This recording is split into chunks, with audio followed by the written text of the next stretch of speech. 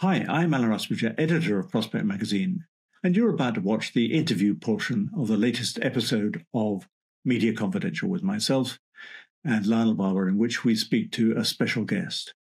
If you want to watch the full episode, please click on the link below, and if you want to subscribe to Prospect Magazine, please visit our website at www.prospectmagazine.co.uk. Enjoy. So we're joined now by Eric Beecher, who has written a book catchily called The Men Who Killed the News. Give us the elevator pitch on this, Eric. What is it and why did you write it? So it's a book about media power and abuse of media power. It's a book about how the owners of media and journalism over the last 150 years or so, up until now, have used the power that has been vested in them as the kind of custodians of journalism and its role in democracy to make vast amounts of money and accumulate and use vast amounts of power. Now, Eric, we're going to be using the M word quite a lot, I think, during this discussion, but you've had two close brushes with the M family, the Murdoch family, being Australian. One was when you worked for them, and one was when they sued you. Tell us about the first experience. You had been a very successful editor of the Sydney Morning Herald, and then Rupert came calling. Yeah, Rupert came calling. It was in the late 80s, and he just acquired his father's old company, the Herald and Weekly Times, which is where the Murdoch dynasty all started in the 1920s. And he wanted to revive the flagship of that organisation, the Melbourne Herald, which his father had been the editor of and then later became the managing director of the whole business. It was the biggest acquisition that Murdoch had made up until that point. And it was the first time that he'd owned any media of note in his hometown, his home city, Melbourne, which is where he grew up. His father lived. At that stage, all of his three sisters and his mother all lived in Melbourne. So it was a kind of homecoming, and there was a certain amount of emotion, I guess, behind it. And yes, I was editor of the Sydney Morning Herald, and he came to me and said, would you come and become editor-in-chief of his new Melbourne-based business, and specifically try and revive the Melbourne Herald, which had been one of Australia's great newspapers. It was an afternoon broadsheet newspaper. At its peak, it was selling 500,000 copies a day in a city with a couple of million people. And Keith Murdoch had really put it on the map. And so I thought hard about it, and eventually I said, yes, I would do that, and moved from Sydney to Melbourne. I spent 2 years in that role. I reported directly to Rupert, and I never imagined I would work for that organisation. It wasn't quite the same organisation that it is now, not just in size, but this was pre-phone hacking and pre-Fox News. But all the hallmarks of what we see now were there. And I had one pretty good year. Rupert was very supportive. We invested heavily in the Melbourne Herald and opened bureaus and added staff and that kind of thing. And then the second year was much bumpier, and I really found myself exposed to the sort of inner world of a news dictator's empire. So that's fascinating, Eric, because not many people, as it were, live to tell the truth about this. What was it that you found compromising that in the end you just decided this was not your idea of what ethical journalism was? The way I've kind of described it and thought about it at the time and still do is it was as though there were these hurdles that were placed in front of you as a Murdoch editor. Virtually all the editors in the organisation, both in Australia and globally then and now, were people who'd worked there for a long, long time. And I was a notable exception to that rule. Harry Evans had been one as well.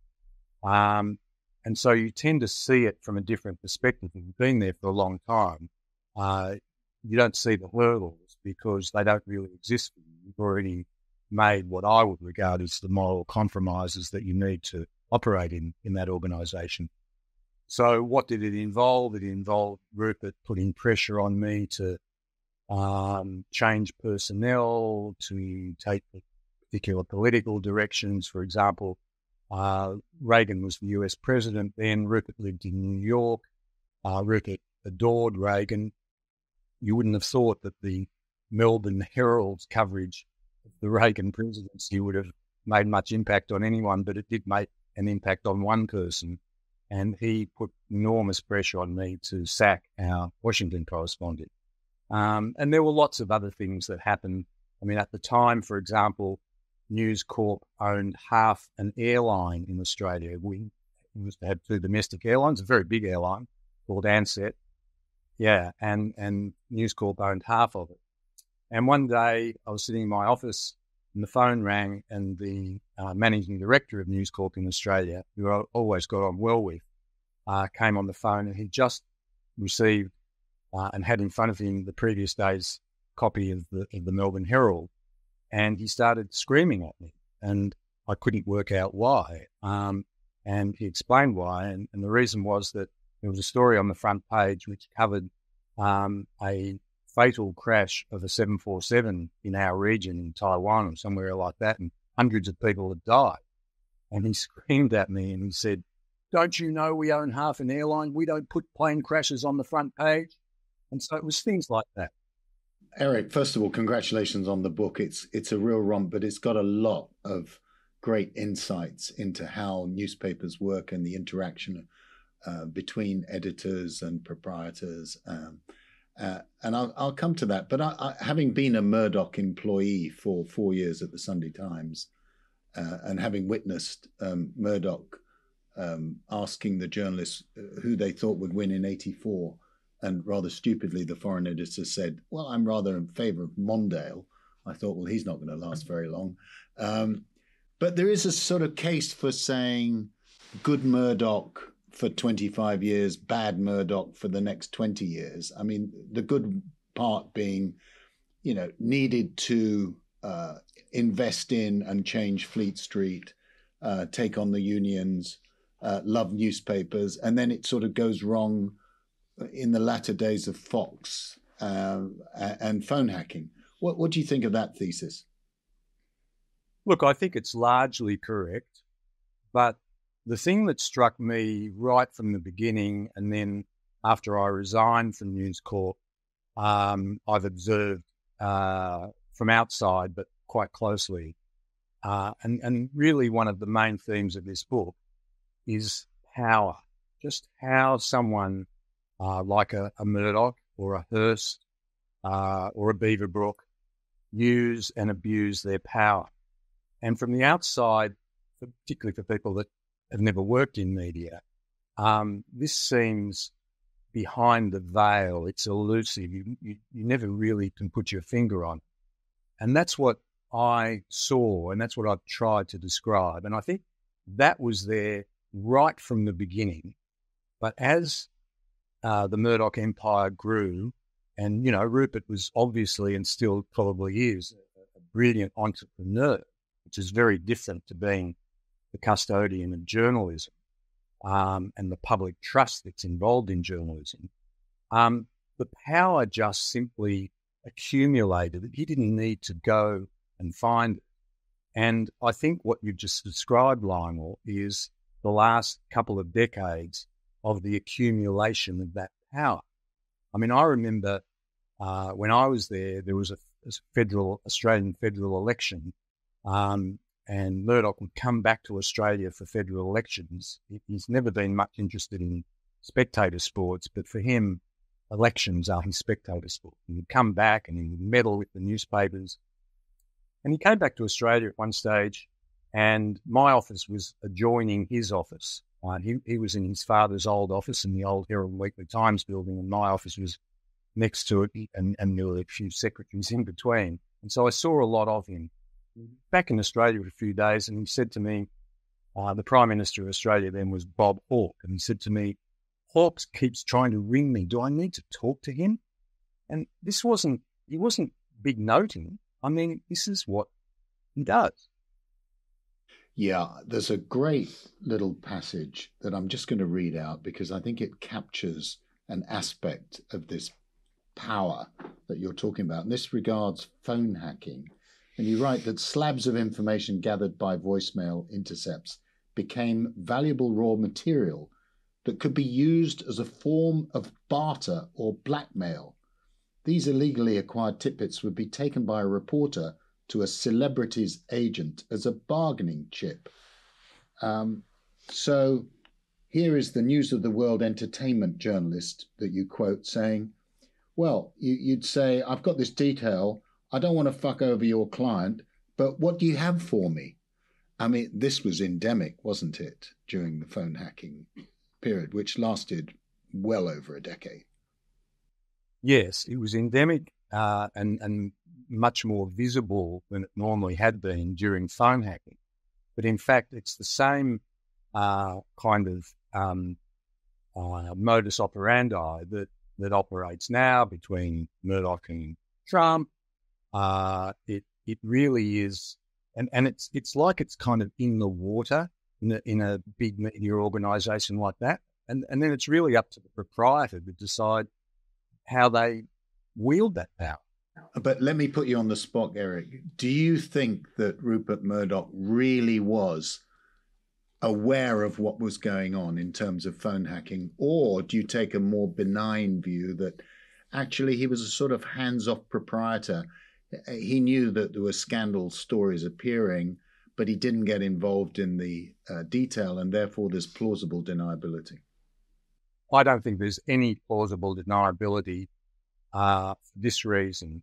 He's the one that sets and has set since the 1950s the culture, the direction, the ethos, the culture, everyone in that organisation, and I'm sure, Lionel, you must have seen this when you were at the Sunday Times. They know what Murdoch wants and doesn't want. They know why they're there.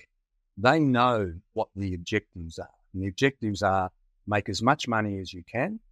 And the reason the power is so valuable, I mean, it's valuable in every way, but it's valuable because politicians and public figures know that this is a news organisation that wields its power, that attacks people personally and their families and their businesses. And so politicians in particular, particularly in the UK and Australia, go out of their way to be servile towards him and that organisation because they know what happens if they're the recipient of a jihad like that. Eric, I mentioned your second brush with the Murdoch family. I mean, I'm sure you had many brushes, but the second major brush. And it's a kind of sort of pointer to the future, because whatever you say about Rupert, I can't think of an occasion on which he's ever sued. But with your current media organisation, which you started, Crikey, you were sued very aggressively by Lachlan Murdoch. Tell us the story of that, what it was over, and whether it was a surprise to you, what it tells us about the next generation of Murdochs, that they reacted in this way. Yeah, so I'm the major shareholder in a small digital news company in Australia, and one of our publications is called Crikey, and it's a daily news commentary digital publication. And a couple of years ago, our political editor wrote what we regarded as just a normal run-of-the-mill opinion piece about the state of US politics, about the election denial and about the attack on the Capitol. And it was the kind of story that would have appeared thousands of times across the world, particularly in the US. And in the last paragraph of that story, he referred to the role of Fox News and the role, therefore, of the Murdochs. He never actually mentioned Lachlan Murdoch by name, as being the co-conspirators with Trump, which was a phrase that was taken from the Nixon-Watergate period. And within a day, we got a 3 or 4 page letter from Lachlan Murdoch's lawyer, demanding that we pull the story down, demanding that we apologise, claiming that, it defamed Lachlan and alleged that he'd been involved in all of these activities in the US with Trump, and if we didn't, they would sue us, and we didn't. And our lawyers replied with an equally long letter. His lawyers came back with another letter. I think both of you know the patter, and at that point, we had to make a decision. This was a story that was just legitimate comment on, obviously, a subject of enormous public interest. We hadn't even referred it to our lawyers, which we do with many of our stories, because it just seemed so normal. And so we decided that we weren't going to take this lying down. And my book is about abuse of media power, and this was to me, was a very direct and personal, not just against me, but against Crikey, abuse of media power by a billionaire media owner. And so we decided to take them on. And we did that in a rather unusual way. Never done this before, and neither of you. We took out an ad in the print edition of the New York Times, directed to Lachlan Murdoch, and we invited him to sue us. We said to him, if you believe that we've defamed you, and this is under Australian defamation laws, which are very different to the US, he could never have sued in the US. We said to him, if you believe we've defamed you, let's test it in court. And the next day, the defamation read the light. And you were, in a way, I mean, I'm sure you would have won the case, but you were saved from having to fight it in court by the Dominion voting scandal, where, in fact, it was.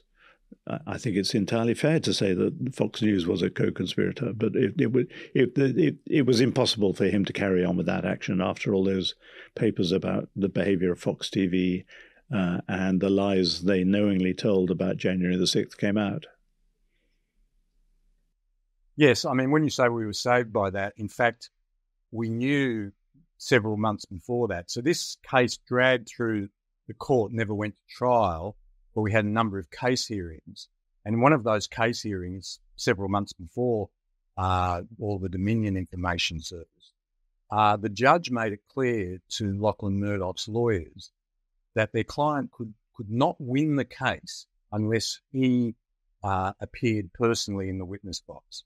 And when the judge said that, we knew he would not go on with it. I mean, we didn't know for sure, but the idea that he would sit in a witness box for days and take cross-examination from our lawyers about abuse of media power seemed preposterous. And then, it would have been great theatre, Eric, great theatre. But did you have to pay all your legal costs? No. So what happened was, after all the Fox News internal information came out at the end of that Dominion, or during that Dominion case, which showed palpably the role of Rupert, Lachlan, their senior executives and their presenters in subverting the true stories about election denial and the attack on the Capitol and everything else. And the Murdochs Fox News settled that case for $800 million. The next day, we got a note from the court, and Lachlan just withdrew the case, and he paid all of our legal costs. You say towards the end of your book, Eric, while democracy still needs a free press to hold power to account, the Mogul era has almost ended. I want to push back on that a bit. I mean, we've got Jeff Bezos, one of the most rich men in the world, with the Washington Post. The Daily Telegraph is on the block now with people queuing up to pay $500 million plus for it. The Spectator's just gone for $100 million to another mogul. Is it really over? The caveat I put there was that Elon Musk, in particular, is a different kind of media mogul, and obviously the Murdochs are moguls, and they still exist and exercise and exert their power. So it's not fully over. I think the jury is out on Bezos and people like him, and him in particular, because up to now, he has not interfered. In fact, he's been very supportive of the Washington Post. So it's possible that someone with that depth of pockets, with a genuine belief in the importance of the free press, may well be a good dictator. We just don't know. But in Musk, we're seeing a different kind of, and in some ways, even more alarming kind of abuse of media power by an owner.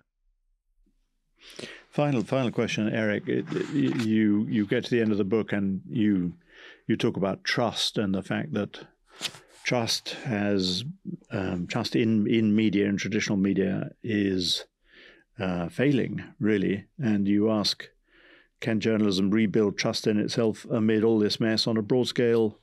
Almost certainly not. I mean, we've all been asked this question. I'm sure you are a lot. What is it that journalism has to do to rebuild trust? Because it has been damaged, hasn't it? Yes, I mean, it's been damaged for so long and from so many directions, and in Trump's America, in so many different ways. My view is that it needs to self-regulate. And by that, I mean publication by publication, news outlet by news outlet. But ideally, it's done in a way where there's some form of coordination. What does that look like, self-regulation, title by title? Well, I think we see examples of it. I mean, I think The Guardian, Le Monde, there are examples of news publications that do self-regulate, do it transparently, have boards and owners and codes of conduct that are practiced openly. It's basically, I guess what I'm saying is, I think the trust has to be individual publications' trust with its own readers. I think it has to be done on a publication basis rather than ever assuming that the media and journalism as a whole can ever recapture the trust that it's lost. I don't think that's possible anymore. Eric, thank you so much, first for writing the book, which I think is going to be an invaluable guide for students wanting to go into journalism, and also for coming along to talk to us today.